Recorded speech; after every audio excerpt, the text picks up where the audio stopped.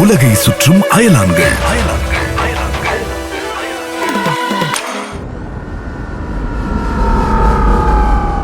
ஏய் ரேடியோ, அதான் நம்ம கிரகத்துல இருந்து கொண்டு வந்த சாப்பாடுலாம் அவ்வளவு இருக்கே, அப்புறம் எதுக்கு கண்ட காளான் எல்லாம் சாப்பிடுற நீ?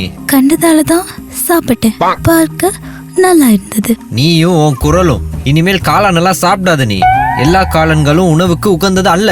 சரி ஸ்பீக்கர், இனிமே சாப்பிட மாட்டேன். இப்படிதான் லேண்ட்மார்க்கோ அஷியாட்டிக்கான ஒரு காளான் இருக்கு. அதை சாப்பிட்ட மனிதர்களுக்கெல்லாம் குட்டி குட்டி மனிதர்கள் தெரியறதெல்லாம் சொல்லியிருக்கிறாங்க. அது எப்படி எல்லாருக்கும் ஒரே மாதிரி குட்டி குட்டி மனிதர்கள் தெரியும்? சாப்பிட்டு பார்த்தாதான் தெரியும். நான் என்ன சாப்பிட்டு பார்த்துட்டா வந்தேன்? சரி, இப்போ உனக்கு என்ன தெரியுது? எனக்கு எதுவும் தெரியல.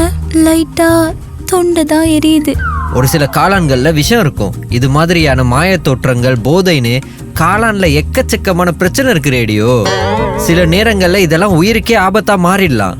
அதனால இனிமேல் காட்டுல இருக்க காளான்களுக்கு சே நோ நோ. எனக்கு இப்போ கல்லெல்லாம் நகர்ற மாதிரி தெரியுது ஸ்பீக்கர்.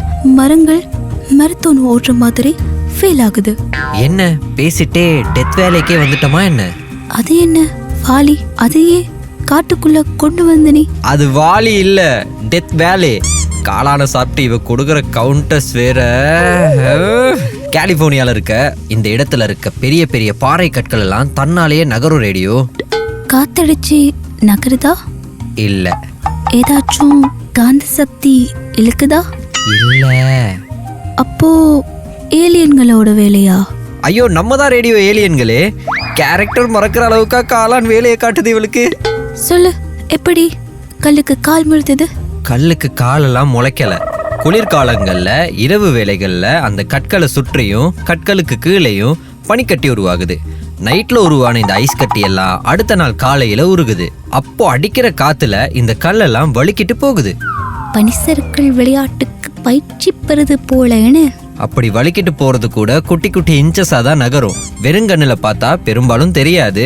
ஆனா நேரம் போக போக கொஞ்சம் கொஞ்சமா நகர்ந்து நகர்ந்து போன பாதையையும் அப்படியே ஒரு ட்ராக் மாதிரியே விட்டுட்டு போகும்.